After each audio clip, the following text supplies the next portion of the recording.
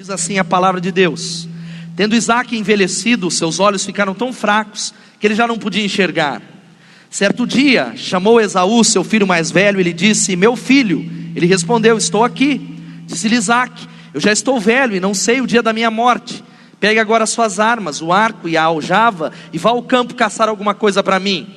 Prepara-me aquela comida saborosa que tanto aprecio e traga-me para que eu coma e abençoe antes de morrer. Ora, Rebeca estava ouvindo o que Isaque dizia a seu filho Esaú.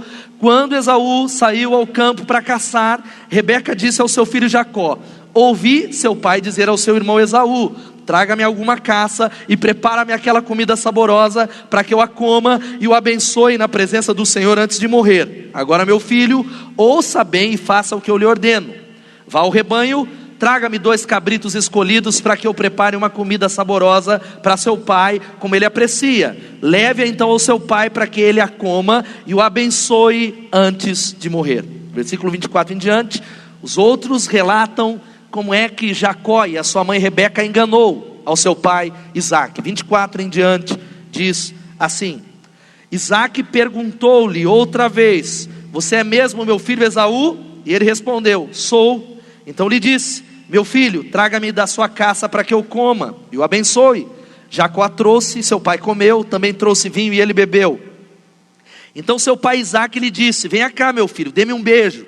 Ele se aproximou e o beijou. Quando sentiu o cheiro das roupas, Isaque o abençoou dizendo: o cheiro do meu filho é como o cheiro de um campo, que o Senhor o abençoou. Que Deus lhe conceda do céu o orvalho e da terra a riqueza, com muito cereal e muito vinho, que as nações o sirvam e os povos se curvem diante de você. Seja senhor dos seus irmãos e curvem-se diante de você os filhos de sua mãe. Malditos sejam os que o amaldiçoarem e benditos sejam os que o abençoarem. Quando Isaque acabou de abençoar Jacó, mal tendo ele saído da presença do pai, seu irmão Esaú chegou da caçada. Ele também preparou uma comida saborosa e a trouxe a seu pai, e ele lhe disse: meu pai, levante-se, coma da minha caça, para que o Senhor me dê sua bênção. Perguntou-lhe seu pai Isaque: quem é você? Ele respondeu: eu sou Esaú, seu filho mais velho. Profundamente abalado, Isaque começou a tremer muito e disse: quem então apanhou a caça e a trouxe para mim? Eu acabei de comê-la antes de você entrar, e a ele abençoei, e abençoado ele será. Quando Esaú ouviu as palavras de seu pai, deu um forte grito, e cheio de amargura, e implorou ao pai: abençoe também a mim, meu pai. Mas ele respondeu: seu irmão chegou astutamente e recebeu a bênção que pertencia a você. E disse Esaú: não é com razão que o seu nome é Jacó? Já é a 2ª vez que ele me engana. Primeiro tomou o meu direito de filho mais velho, e agora recebeu a minha bênção. Então perguntou ao pai: o Senhor não reservou nenhuma bênção para mim? Isaque respondeu a Esaú: eu o constituí senhor sobre você, e a todos os seus parentes tornei servos dele, e a ele supri de cereal, de vinho. Que é que eu poderia fazer por você, meu filho? O versículo 41 diz assim: Esaú guardou rancor contra Jacó por causa da bênção que seu pai lhe dera, e disse a si mesmo: os dias de luto pela morte de meu pai estão próximos, então eu matarei o meu irmão Jacó. Fala conosco, Senhor. Que a tua palavra fale, que o teu Espírito Santo fale. A nossa casa precisa do Senhor e cura as nossas doenças, em nome de Jesus, amém e amém. Pode se assentar, queridos. Talvez a primeira pergunta que eu quero fazer para você nessa noite, na abertura do mês da família, é: que lixos, talvez como a gente viu na sketch, você tem guardado na sua casa? Qual é a quantidade, quais são os lixos que estão lá, que precisam de uma limpeza por parte do Espírito Santo de Deus? Quais são as áreas e quais são as coisas que talvez estão lá há tantos anos que você começou e está acostumado a conviver com esses problemas? Pecados, culpas, invejas, talvez cumplicidades, uma série de coisas. E não é talvez dificuldade para ninguém entender que a família está em crise. Você pode falar: a família está em crise. E a realidade é que as famílias, elas passam por uma crise sem precedente na história. Talvez a nossa sociedade, a mídia, a revista, a imprensa, os filósofos, os sociólogos, eles dizem que a família que nós encontramos e entendemos, ela acabou, ela está falida, não tem espaço. Mas como nós falamos em todo mês da família, nós precisamos entender que quem criou a família foi o nosso Deus. Você pode dizer amém? Existe espaço para famílias redimidas, saradas, transformadas, mas uma realidade é essa que vai aparecer na tela aqui também, que não existem famílias perfeitas. Você pode falar isso? A sua família é perfeita? Sua família é? Talvez você fale, é verdade, pastor, eu acabei de me lembrar que eu tenho um sogro.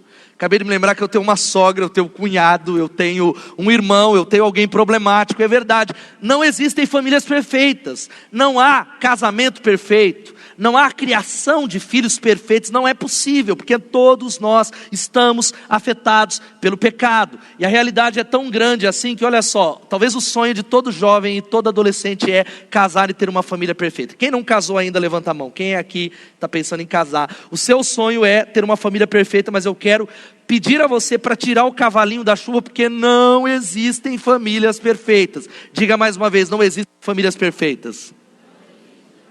O que existe, queridos, são famílias abençoadas e famílias que vivem debaixo da bênção de Deus ou talvez debaixo da maldição. Existem famílias com saúde e famílias doentes. Olha ali, eu quero casar e ter uma família perfeita. E aí, eu não acredito, meu sonho se realizou mesmo. Será que eu vou ter que manter esse sorriso para sempre? Famílias perfeitas só existem na revista, só existem em alguns filmes, porque a realidade é que todas as famílias aqui representadas têm as suas dores, tem talvez as suas dificuldades, as suas tragédias, tem os seus conflitos que precisam ser resolvidos, as áreas que Deus precisa tocar. E casamento é algo que é abençoador, mas é um grande desafio. Quem concorda, diga amém. Tanto que um camarada chamado Mike Tyson, ele falou um negócio muito interessante. Você não pode continuar casado se toda noite você tem medo de dormir e a sua esposa cortar a sua garganta. Eu espero que o seu casamento não esteja nesse nível. Eu espero que você entre no mês da família e fale assim, não pastor, tá, eu dou graças a Deus, porque eu achei que meu casamento estava mal, mas o do Mike Tyson está pior, porque a realidade é que todos nós aqui precisamos de cura em alguma área. Talvez não é o casamento, mas é uma relação com o filho, é finanças, é uma enfermidade, é uma tragédia, e a realidade eu quero dizer para você que a nossa sociedade não tem mais a grande família, acabou. Eu acredito na família que está na palavra de Deus, mas a grande família, a família nuclear, está mudando muito isso. Está mudando. Por isso você precisa entender uma realidade aqui. Nós temos que entender que a riqueza está amolecendo o nosso caráter, a prosperidade. Quantos querem ser prósperos aqui? Digam amém. Glória a Deus. Mas essa prosperidade que os seus pais não tinham, que os seus avós não tinham, essa prosperidade está fazendo nós questionarmos alguns valores, a nossa capacidade de luta. E é por isso que na primeira briga, você abandona o casamento. A primeira dificuldade, você fala, não vou ficar nessa barca furada, porque eu posso ser feliz, eu sou jovem. E nessa noite, eu quero desafiar você a aprender com os erros, as dificuldades da família de Isaac, uma família como a sua. Uma família como a minha. Quais são os erros que ele cometeu? Quais são os cuidados, os alertas que o Espírito Santo está trazendo você aqui para avaliar a sua família no nome de Jesus? Amém? Quero abrir um parênteses para você que não é casado. A sua tendência é desligar, porque nós vamos falar de casamento, vamos falar de filhos. Mas se você que não é casado, mais uma vez, quem não é casado aqui, levanta a mão. Quem não é, levanta bem alto. Você, eu espero, se assim for do propósito de Deus, e você assim desejar, você irá constituir família, não sei quanto tempo daqui, se 10 anos, 5 anos, 1 ano, 2 anos. Se você quer ter uma família abençoada, você precisa ouvir sobre família agora. Primeiro erro, sabe que nós precisamos evitar é esse, predileção. Primeiro erro que acontece dentro da família de Isaac, que é algo que parece que nós estamos isentos desse erro de ter um filho, ter alguém, talvez estar associado, estar amarrado, ou talvez estar ligado emocionalmente ao pai, à mãe, a um cunhado.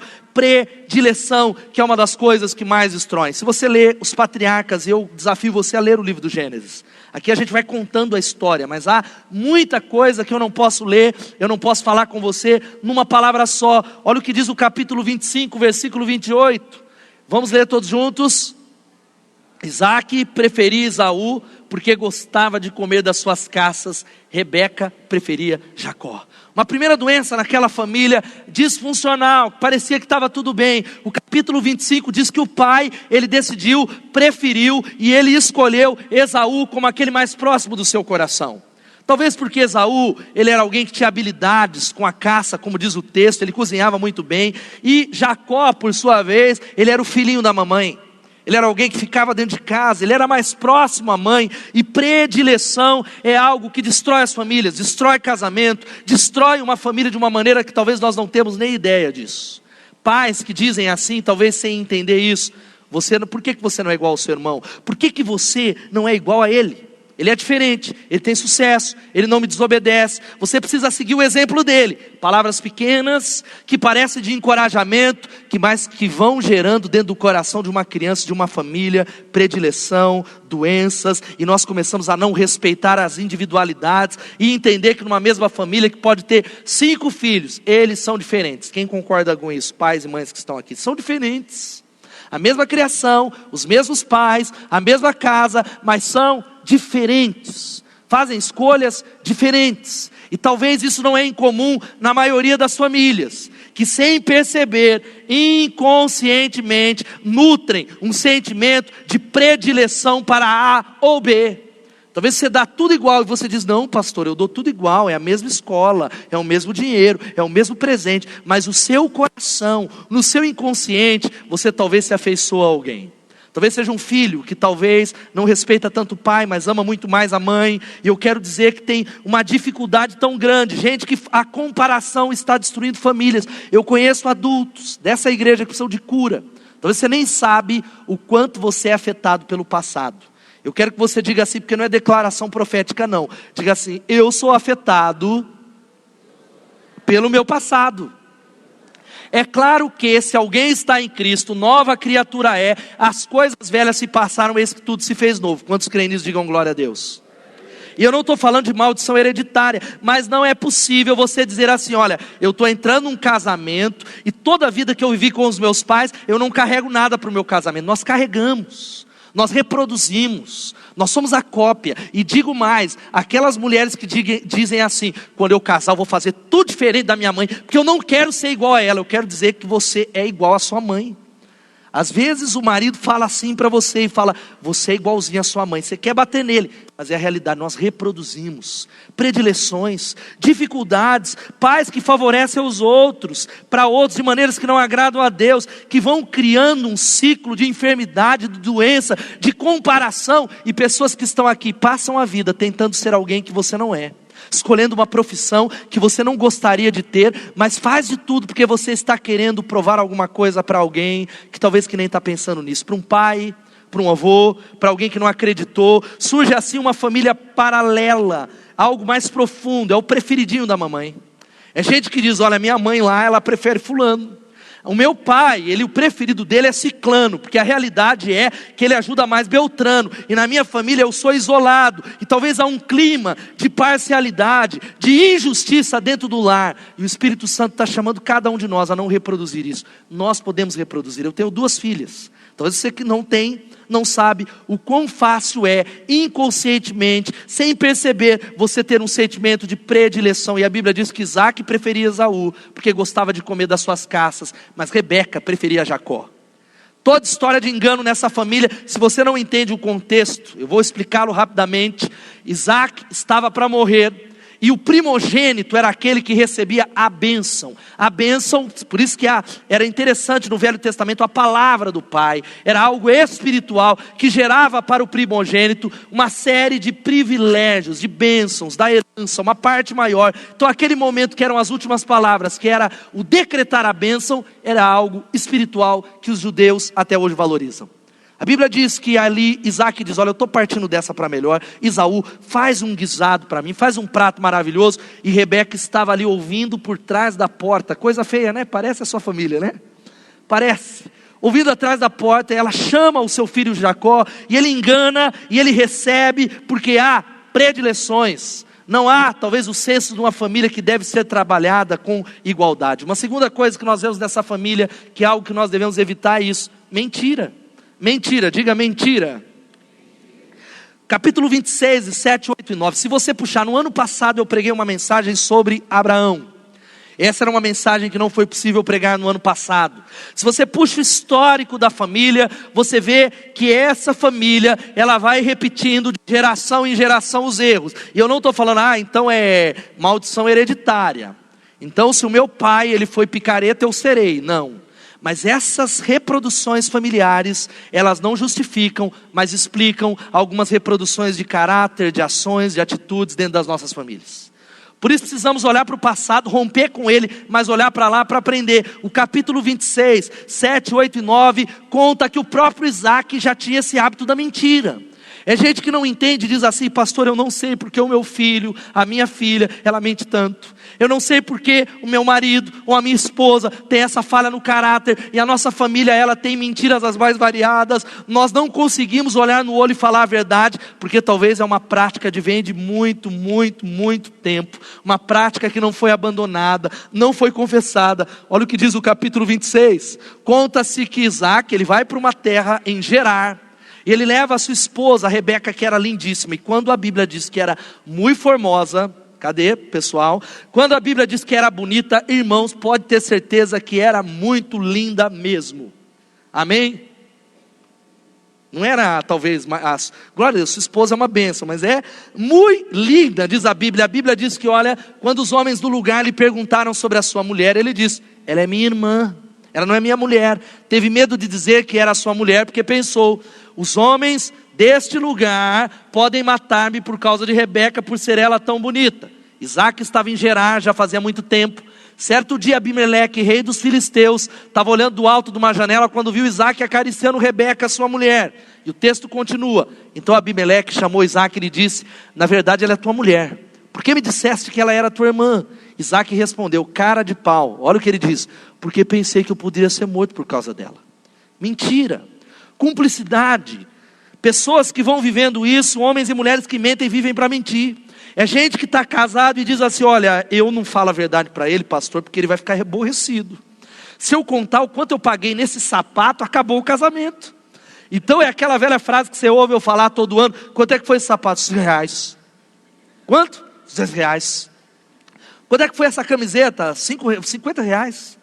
Quanto é que foi isso? Quanto é que você gastou no cartão de crédito? Gente que mente sobre o quanto ganham, sobre o quanto gastam. Mulheres que compram, gastam, escondem. E são áreas pequenininhas, que parecem que são pequenas, mas que vão abrindo brechas no reino espiritual, que vão trazendo doenças espirituais, de tal maneira que a confiança vai se rompendo, porque tudo é espiritual. E essa família vai se colocando debaixo de maldição, longe da bênção de Deus. Gente que vai vivendo debaixo do mesmo teto, mas não se conhece mais, porque não há verdade. Mulheres que dizem: eu não confio nele, pastor, eu não acredito naquilo que ele fala, porque o que ele fala não se escreve. Gente que está na igreja, lidera, canta, toca, está no ministério infantil, mas vive uma vida abençoadamente safada. Eu falei hoje pela manhã na minha aula no CTM, é gente que aqui é uma coisa, mas os filhos, a esposa ou o marido diz: ah, se todo mundo soubesse quem você é, ah, se eu conheço as tuas obras. Como aquela história, aquele comercial que você viu que tinha lá um camarada sendo velado, e estava todo mundo falando: mas ele era um homem íntegro, ele era um homem maravilhoso, ele tinha essas virtudes. E entrou o filho e a mulher, olhou todo mundo falando, e o filho falou com a mãe: mamãe, eu acho que não é o papai não, esse aqui é outro homem, não é o mesmo. Gente aqui que talvez vive com máscaras, que mentem, e isso vai se transferindo dos pais para os filhos. É o que acontece nesse texto.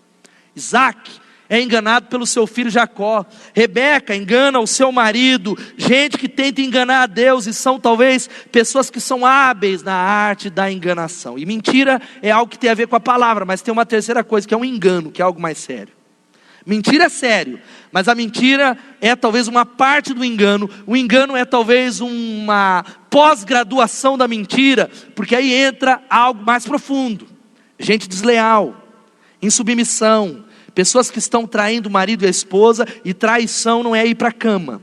Traição é talvez você flertar. Traição talvez são aqueles e-mails, talvez são as cumplicidades. Gente que mostra que talvez, olha, esse texto vai revelando o quanto o casamento de Rebeca e Isaac já estava falido. Era um casamento que talvez falido há muito tempo, uma mulher enganando o marido. Mas eu sei que nessa igreja nada disso acontece, louvado seja o Senhor, amém? Diga amém, irmão, fala: aqui não acontece. Será? Pessoas que tomam decisões e não consultam, insubmissão da parte das mulheres. Nós vamos falar tanto nesse mês. E há casamentos aqui, olha aqui para mim, querido, que carecem de cumplicidade, parceria, unidade, espiritual, gente que não se conhece, engano, é o que aconteceu aqui, e a Bíblia vai dizer que quando nós enganamos, nós somos enganados. Há uma lei espiritual de semeadura, sim. Há muitas pessoas que passam a perna e a esposa não sabe, talvez a vida dupla que você vive. Talvez você não foi para a cama com uma outra mulher, mas o seu coração, você já fez isso. Jesus diz lá em Mateus capítulo 5, 28, que se um homem apenas olhar para uma mulher com um desejo, ou cobiçando ela, com um desejo de adulterá-la, já cometeu adultério com ela. Se apenas olhar, e há muita gente que já está cometendo e cometeu adultério emocional, estão divorciados, uma arte do engano, estão distantes, no silêncio. Filhos que enganam pais aqui nesse lugar. Filhos que não prestam contas. Filhos que talvez vivem vidas paralelas e não estão nem aí para os seus pais. Uma quarta coisa tão séria é cumplicidade mórbida. Quantos creem aqui que precisam ser cúmplices do marido ou esposa? Digam amém. Mas aqui nós estamos falando de um tipo de cumplicidade doentia. Um tipo de cumplicidade diabólica, um tipo de cumplicidade maligna, que é um enfraquecimento doentio. Olha só o que diz o versículo 5, o texto não está aqui na tela, eu tirei, mas você abre a sua Bíblia se tiver aí, dá uma olhadinha no versículo 5, vai falando que olha, ora Rebeca estava ouvindo o que Isaque dizia a seu filho Esaú. Quando Esaú saiu ao campo para caçar, ela chamou Jacó e falou: ó, vai acontecer isso, seu pai vai dar a bênção para o seu irmão, vamos enganá-lo. Vamos nos mancomunar, vamos fazer um pacto, porque eu amo você, você me ama, e nós vamos estar, ó Deus, vamos estar aqui diante de Deus, aleluia, com uma aliança, para que você seja abençoado, porque eu acredito que essa bênção tem que ser sua. Há famílias que talvez estão escondendo cumplicidade nas safadezas. Eu já acompanhei histórias de pessoas que diziam assim, mães, e talvez a Basque, o Dinho tem talvez acesso principalmente a isso nas famílias carentes, de mães, onde as filhas foram abusadas sexualmente, ou pelo pai, pelo padrasto, e não é incomum as mães saberem, mas fazerem silêncio. Mulheres, eu já tive história de aconselhamento onde as mulheres falaram: olha, eu sabia que o meu marido, ele estava se levantando da cama às 2h da manhã, e ele estava indo para lá para ter relações sexuais com ela, mas eu não podia falar nada, porque eu não queria estragar o meu casamento. Cumplicidade mórbida, doentia. Talvez a cumplicidade não chegue a ser tão séria como essa, mas é pequenininho, é algo que você sabe que não deveria fazer, mas você se cala. É um avô, é uma avó que talvez coloca dinheiro na sua casa, que paga as suas contas, e você talvez está amarrado com isso, e ele tem o poder e ele tem o domínio sobre a sua família, sobre as decisões. Ele dirige, ele fala, ele opina, e não é só uma opinião, e você sabe que não deve fazer aquilo, mas porque está amarrado numa cumplicidade mórbida, numa aliança doentia, vai concordando, vivenciando algo que é contrário à palavra de Deus. E nós vamos repetindo isso. É aquele ciclo de safadeza de pais que cometeram erros no passado. Talvez um adultério, talvez um pecado, talvez uma dificuldade, e Deus restaurou a sua vida hoje. Mas quando o filho faz algo de errado, você se sente sem autoridade, porque o filho olha para você e diz: quem é você para mim corrigir? Quem é você para falar dessa área? Quem é você? Você não tem autoridade. Então nós vamos vivendo uma cumplicidade. Pais que não disciplinam, pais que são omissos, filhos que ficam calados, e é aquela safadeza. Gente que também tem aquela questão que é a seguinte: meus filhos estão certos até que suas atitudes não me afetem. Cumplicidade mórbida. É gente que está aqui, que se vem uma reclamação da escola, você tapa os olhos e fala: o meu queridinho jamais faria isso, a minha filha jamais. Ele não, isso é mentira. Minha filha não, isso é complô da escola, da diretora, da professora, porque o meu anjinho, o meu filhinho, a minha filhinha jamais faz isso. E nós vamos vivendo talvez uma vida de auto-engano, de dificuldades, que vai trazendo prejuízos a longo prazo, de destruição, de dificuldade, de cumplicidades malignas. Pais que não falam, que não se comunicam. Você sabe que deve falar, mas você se cala. Mulheres que sabem que deve falar, mas se calam. Maridos que sabem que deve falar, mas não falam. E aí nós vamos vivendo debaixo do mesmo teto. Gente que está divorciado emocionalmente. Aí a mentira vai crescendo, né? Crescendo, crescendo, crescendo, até que não dá para fazer mais nada. Será que é só nas nossas famílias? Talvez outras famílias ou na minha família que isso pode acontecer. Será que isso não tem acontecido na sua família? Por isso eu quero dizer para você em nome de Jesus, olha aqui para mim, não negocie princípios da palavra de Deus. Diga assim, eu não vou negociar princípios. Não negocie. Olha o que a palavra de Deus vai dizendo, que isso traz algo maligno, de maneira que gera ódio. E eu quero dizer para os pais que estão aqui, que aquilo que os seus filhos estão vendo você viver e fazer, eles vão reproduzir. Tudo. Não adianta trazer, mas eu trouxe para o Bethesda aqui, enfia no Bethesda aqui, diz glória a Deus. Talvez esse é um bom passo, trabalho em conjunto. Pais têm que trazer os filhos para a igreja, diga amém. Amém? Quantos têm filhos, levantem as mãos. Primeira responsabilidade sua, viver o evangelho, mostrar com a sua vida e ensinar o seu filho durante a semana. A segunda, tão importante quanto essa, é trazê-lo para a casa de Deus. Ele pode ser um bebê. Quem é pai de bebê aqui, ó? Pais de bebês. Eu tenho uma neném. O seu bebê, ele vai recebendo as influências e a palavra espiritual entra no coração dele. Isso vai fazendo a diferença. Não o deixe em casa.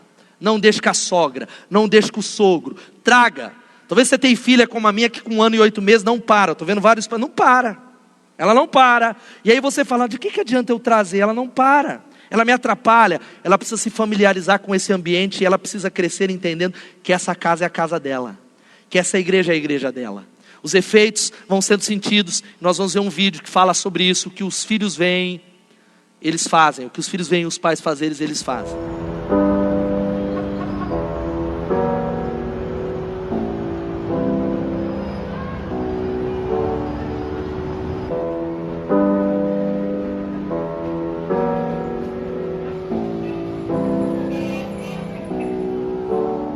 I'm a rabbit in your headlights, scared of the spotlight. You don't come to visit, I'm stuck in this bed. Will you look at where you're going? Thin rug Have you actually got a driver's license? I don't think so. Did you see it back then? she's No. crying. She cries when she's laughing.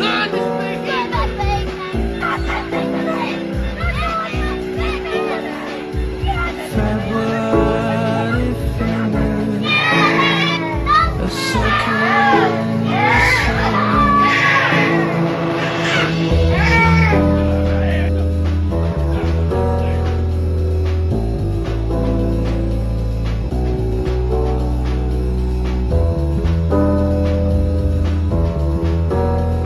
Exatamente, você não tem ideia da responsabilidade e influência. Aquilo que as crianças veem, elas fazem. Elas estão observando tudo.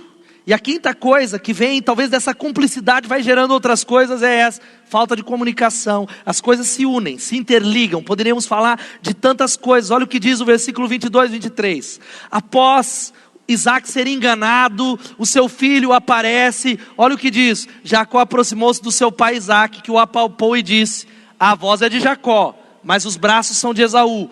Não o reconheceu, pois seus braços estavam peludos como os de Esaú, seu irmão, e o abençoou. Isaac não reconhece a voz do seu filho. Ele não sabe quem é o filho.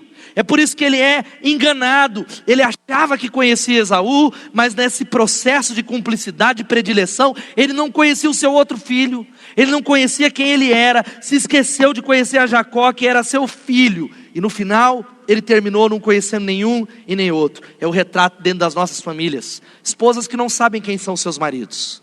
Maridos que dizem assim: pastor, eu não sei quem é a minha mulher. Eu estou casado com ela há 20 anos e cada vez ela me surpreende, mas não positivamente. Eu não sei quem ela é. Eu não sei quem ele é. Gente que vai perdendo, isso acontece todo dia. Pais que não se comunicam, não falam com os filhos. Não tem diálogo. Não param para conversar. Não param para perguntar como é que foi o dia. Maridos e esposas que não se falam mais debaixo do mesmo teto. Talvez o único momento que vocês se sentam é cada um com um prato, no sofá, na frente da televisão, assistindo um programa, talvez falando futilidades. E eu quero dizer para você que você precisa, eu não coloquei lá, restabelecer o valor da mesa na família. Você pode dizer amém? Amém ou não? trazer a mesa para o centro, sentar na mesa, era sinal de aliança nas escrituras, no Velho Testamento, pelo menos uma vez por semana, se os filhos são maiores, ou se você pode fazer isso, pelo menos uma refeição diária, sentar ao redor da mesa, olhar no olho, desligar a televisão, tirar o WhatsApp, desligar o Facebook. Tem gente que dentro de casa, ele conversa com a esposa, mas via o WhatsApp, vai falando, filha, desce para jantar, e aí, você vai acordar? Muitas vezes eu tenho sentado em restaurantes em alguns lugares, e eu corro esse risco também, a gente está conversando marido e mulher, e todo mundo no WhatsApp, todo mundo ali, entretido, não olhamos, não nos comunicamos, não falamos, e eu quero dizer, você precisa abrir um canal de comunicação com a família, estar com ela, amém? E não é estar junto com o WhatsApp, não é estar na frente da televisão, mas é tempo de qualidade, parar para perguntar. E eu quero fazer algumas perguntas para você, marido. Você sabe qual é a cor preferida dela? Qual é a música preferida dela? O que é que ela gosta, ou o que ele gosta? Qual é a cor da roupa? O programa de televisão? E vale isso para os filhos, você pai. Quantos são pais aqui? Levantem as mãos. Você sabe qual é o desenho preferido do seu filho? Até a idade da minha filha de 1 ano e 8 meses é muito fácil. É Peppa ou é Galinha Pintadinha, etc e tal, mas vai passando o tempo, o que ele gosta, quais são os seus gostos, qual é a sua preferência, e eu quero dizer que vai quebrando, e é algo sorrateiro, vai começando a ter um distanciamento, que é difícil ultrapassar pela falta de comunicação, e também tem uma dificuldade aí, gente que aprendeu e trouxe lá da família, maridos que não conseguem resolver problemas, você já viu isso? A mulher fala, nós precisamos conversar, e ele, eu te amo querida, eu te amo. Gente que chora. Choro é talvez uma das linguagens que prejudicam a comunicação. Diga assim, o choro é algo que prejudica a comunicação. Talvez o contrário é verdadeiro. O marido quer resolver a relação e ela chora, chora, chora. Talvez uma outra coisa tão maligna quanto silêncio. Gente que não se fala. Isso para mim é inadmissível. Eu não acredito que há casais, filhos, pais que ficam 2 dias, 7 dias, 15 dias sem se falar debaixo do mesmo teto. Gente que eu pergunto, e aí como é que está o casamento? Eu fiquei 5 dias sem se falar com ele. Eu falei, como é que é possível isso? A palavra de Deus vai falando, semana que vem é provável que seja a mensagem da semana que vem. Efésios capítulo 4, 26 e 27 diz, não se põe o sol sobre a vossa ira, irai-vos e não pequeis, e não se ponha o sol sobre a vossa ira, não deem lugar ao diabo. Diga assim, não darei lugar ao diabo. Olha o que a Bíblia está falando aqui, queridos, que tem a ver com a comunicação. A Bíblia vai falando que se você se irar e explodir, não peque. É muito difícil. Quem concorda que é difícil? Você grita, você fala, você reclama. Mas se você pecar, não deixe o sol se pôr sobre a sua ira. Você não pode dormir brigado. Você precisa resolver. Porque se você não resolver, você vai dar lugar ao diabo. Falta de comunicação, gente que vai juntando um tijolinho, não deixa o outro falar, que faz uma guerra de mulheres que dizem assim, eu vou fazer guerra, então você não vai ter sexo, né? Sabe, já conhece isso? Dor de cabeça é 30 dias até resolver. Por isso eu quero dar uma dica para os maridos, chega lá, se você vai procurar sua esposa, que é assunto sério, gente, amém ou não? Sexo é coisa espiritual, quantos creem nisso? Digam glória a Deus, casados digam glória a Deus. Glória a Deus, você quer receber a bênção, irmão? Aleluia. O pastor falou de sexo no público, que absurdo, que coisa terrível. Só Deus sabe esse sexo que você está tendo dentro da sua casa. Precisa trazer, é algo espiritual. Só que tem mulheres que talvez fazem isso, punem, não vai ter algo maligno, e tantas coisas que nós vamos falar nesse mês. E aí eu estou com dor de cabeça, é o mês inteiro, leva num neurologista essa mulher, irmão, em nome de Jesus. Leva ela urgente, fala, eu marquei a consulta, está marcado, eu paguei e já estou orando por essa dor. Ou levo Nesaldina antes de mais nada, fala. Aí talvez ela vai estranhar, como é aquela charge que eu vi, o marido trazendo um remédio de dor de cabeça e a mulher, mas para que é isso? Não, você sempre tem dor de cabeça, já estou antecipando, estou trazendo, já estou buscando. Falta de comunicação, mas talvez uma das coisas que nós vamos abordar e que eu quero desafiar você é, dê tempo à sua família, querido, em nome de Jesus. Dê tempo de qualidade, tempo para os seus filhos, tempo e tempo. Agora não tire tempo do ministério, não tire tempo do culto para usar para a família. Há muita gente colocando a família num buraco, porque diz assim, olha, porque a minha família é a prioridade. E está tendo hora extras, trabalhando mais do que deveria, porque não confia em Deus. Trabalhando, virando um emprego atrás do outro, virando. Ou talvez gente que não sai do trabalho, porque quer conseguir com a própria mão, e aí o tempo que ele tira, é desse local onde a sua família deveria estar. A casa de Deus faz parte, e nós vamos trocando prioridades, invertendo tudo, mas você precisa dar tempo para a sua família em nome de Jesus. Vou mostrar um vídeo que os membros mais antigos já viram muitas vezes, mas eu sei que tem gente muito nova aqui, que é um vídeo que fala sobre isso. Muitos de nós não damos tempo para os nossos filhos, ou para os nossos pais. Cadê os jovens aqui que não são casados? Levantem as mãos. Jovens que não são casados eu não tenho. Você talvez não dê tempo para o seu pai. Você não fala com ele. E eu queria que você visse esse vídeo aqui. Antes tem esse negócio aqui, ó. Irmã, eu já falei esse todo retiro de casais aqui. Se o seu marido, ele não faz isso, dá glória a Deus que seu marido é alguém que não trata você assim. Tem marido que é assim. Você conhece a história do galo? Você conhece a história?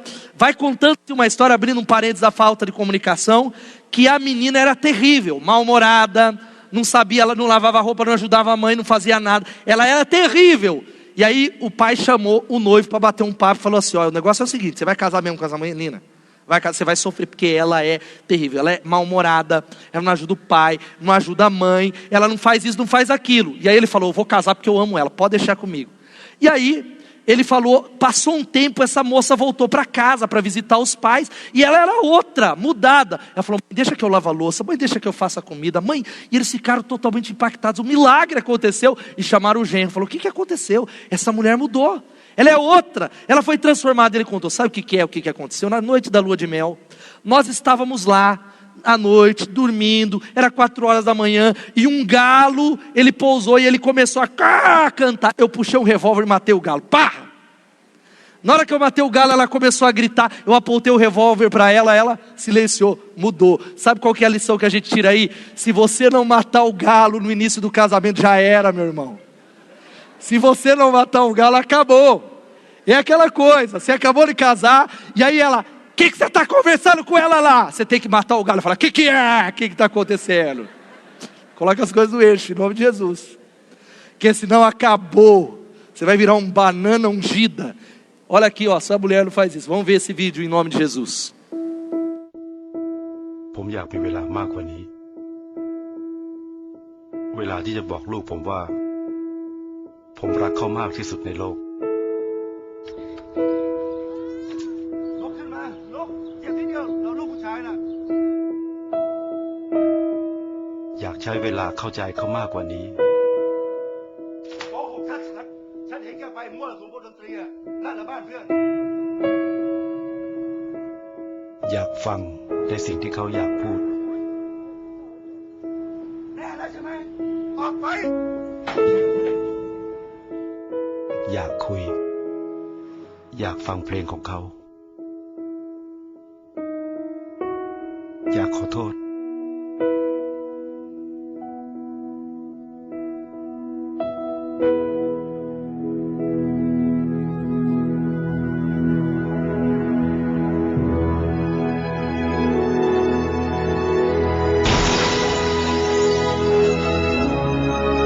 ก็อย่างที่ผมบอก ผมอยากมีเวลามากกว่านี้ เวลาที่จะได้ทำในสิ่งที่ผมยังไม่ได้ทำ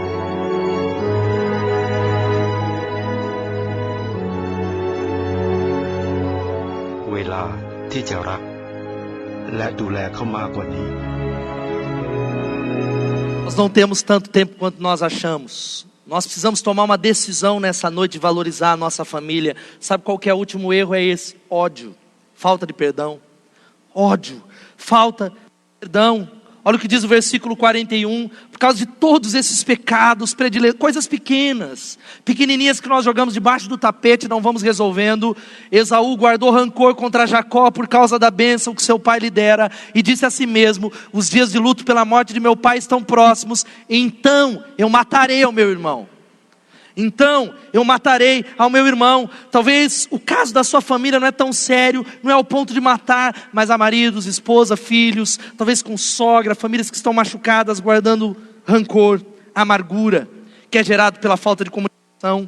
Gente que vai adoecendo a alma, o amor vai ficando para trás por alguma razão. Gente que já não se respeita mais, filhos que não respeitam os pais, marido que não respeita mais a esposa.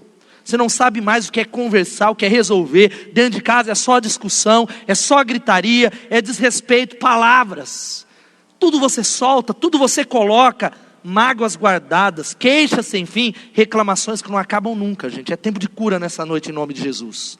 É tempo de arrumar a casa. Deus está trazendo você para avaliar e Ele quer ajudar você a se arrepender, a trazer tudo e mudar algumas coisas. Você marido precisa mudar, mas você mulher também precisa mudar. Diga amém.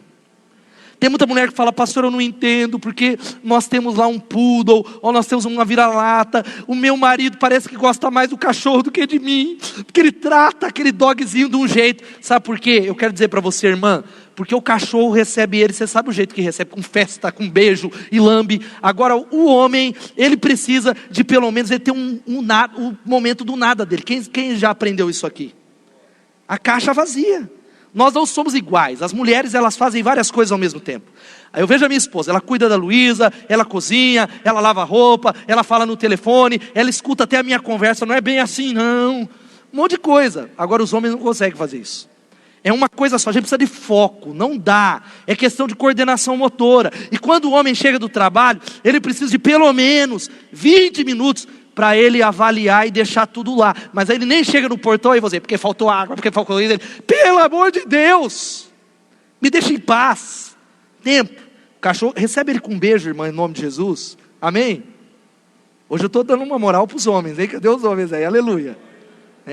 Mas semana que vem aí as mulheres vão receber aí uma palavra melhor. Nós precisamos, na verdade, porque é difícil viver com mulheres que reclamam. A Bíblia vai falando, veja só, vamos ler todos juntos isso? É melhor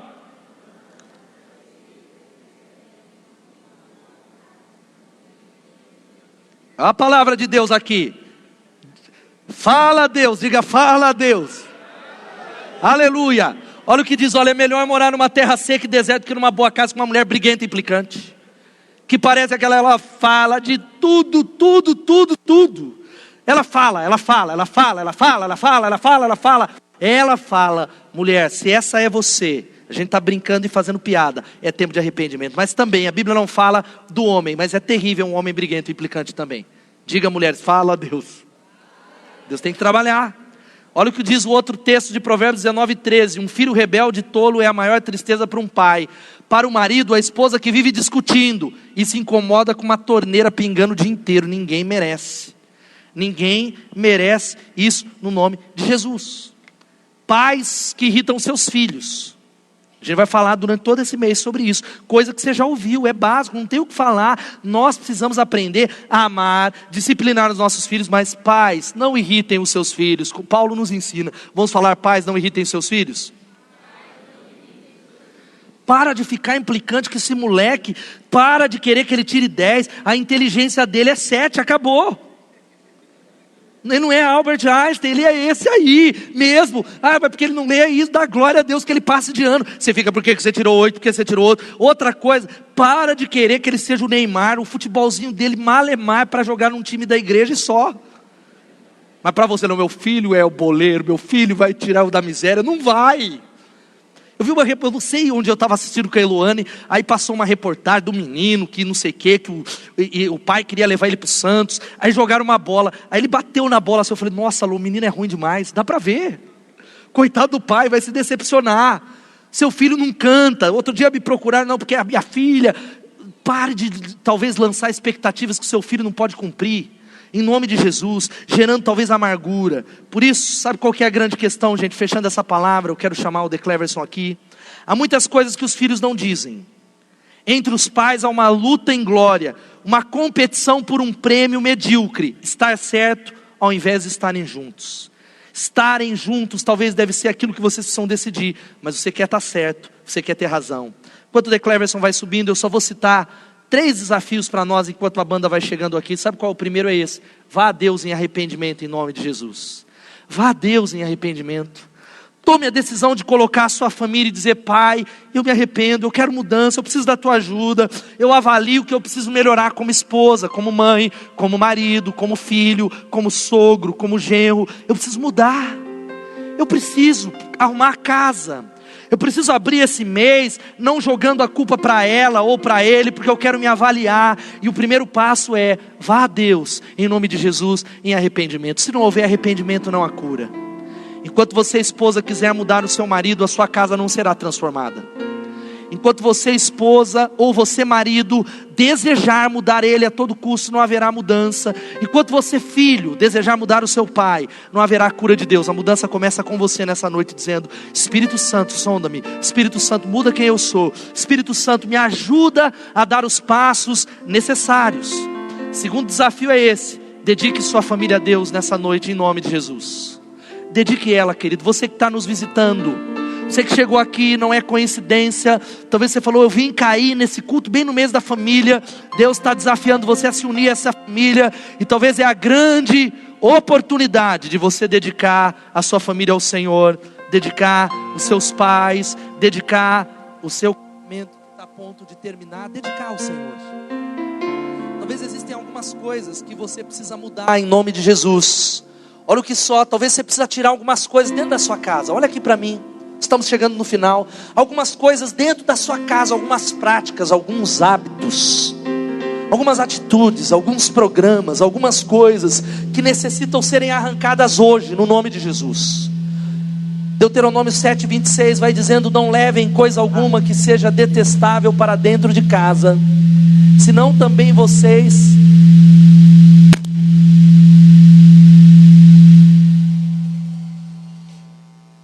Em nome de Jesus, vamos concentrar, gente, em nome de Jesus. Não levem coisa alguma que seja detestável para dentro de casa, senão também vocês serão separados para destruição. Considerem tudo isso proibido e detestem-no totalmente, porque está separado para destruição. Não quero falar de coisas aqui que nós não queremos dividir na Betesda: sagrado e secular, coisas espirituais e coisas que não são. Nós somos, tudo é espiritual, mas existem algumas coisas dentro da sua casa que você precisa jogar fora hoje. Talvez sejam ídolos, talvez seja a idolatria, talvez sejam programas que você vai falar: nós não vamos assistir. Talvez sejam filmes de terror que você é viciado, mas tem trazido consequências aos seus filhos que não conseguem dormir à noite. Legalidades malignas que vêm sendo trazidas. E quantos pais aqui têm trazido filhos que têm recebido perturbações malignas por causa de algumas coisas que nós não abrimos mão? Talvez seja pornografia, talvez seja aquilo que você fala na cama com o seu esposo e a sua esposa. É tempo de arrependimento e dedicar a sua família a Deus, o tempo a Deus. E o último desafio que fica é esse aqui. Sabe qual é? Mude o seu conceito sobre o sucesso. Mude o conceito sobre o sucesso. Há muita gente achando que sucesso é ter uma casa com piscina, uma casa espaçosa, tirar férias no Nordeste ou na Europa, ou talvez no litoral norte. Eu não sei qual é o seu conceito de sucesso. Que Deus o abençoe e que Deus prospere você. Mas eu quero dizer para você que sucesso é andar com Deus. Sucesso é entender isso, é aquilo que conta no final. Você pode dizer essa frase junto comigo? E sucesso é talvez você responder essa pergunta: você ama a Deus? Você ama o Senhor de todo o seu coração? A sua família ama ao Senhor? Será que aquelas pessoas que são mais caras a vocês estão unidas a vocês? Você tem valorizado a sua família, o seu marido, a sua esposa, que são aquelas pessoas que no final vão estar segurando a sua mão? São elas que estarão com você naquele último momento. Pessoas que você precisa valorizar. Mude o seu conceito de sucesso em nome de Jesus. Sucesso é estar no centro da vontade de Deus. Fique de pé em nome de Jesus. Eu quero ler esse texto. Nós vamos cantar mais de Deus, nós vamos cantar mais uma vez. Eu quero que você declare. Todo mês da família nós falamos esse texto. E eu queria desafiar você de maneira profética a ler esse texto da tela e acreditar que Deus fará isso sobre a sua família em nome de Jesus. Amém? Amém. E aí nós vamos cantar e nós vamos terminar com oração, com ministração. Se você é alguém que tem sido tocado e você precisa arrumar a casa, há doenças que precisam de cura, ou alguns conceitos que precisam ser acertados, eu quero desafiar você a vir aqui à frente. Vamos ler esse texto todos juntos. Agora, mais uma vez, no 3, nós vamos declarar juntos com a nossa família. 1, 2, 3. Agora, por tua bondade, abençoa a família do teu servo, para que ela continue para sempre na tua presença, pois o que tu, Senhor, abençoas, abençoado será para sempre. Aplauda o Senhor, aleluia, aleluia. Vamos adorar ao Senhor e vamos fazer desse tempo um tempo de choro, de arrependimento e de mudança. Deus está chamando você a voltar para Ele. Deus está chamando você a consagrar a sua família. Deus está chamando você a receber Jesus. Você que está aqui, sai do seu lugar e vem aqui em nome de Jesus. Aleluia, aleluia, Aleluia. Aleluia. Aleluia.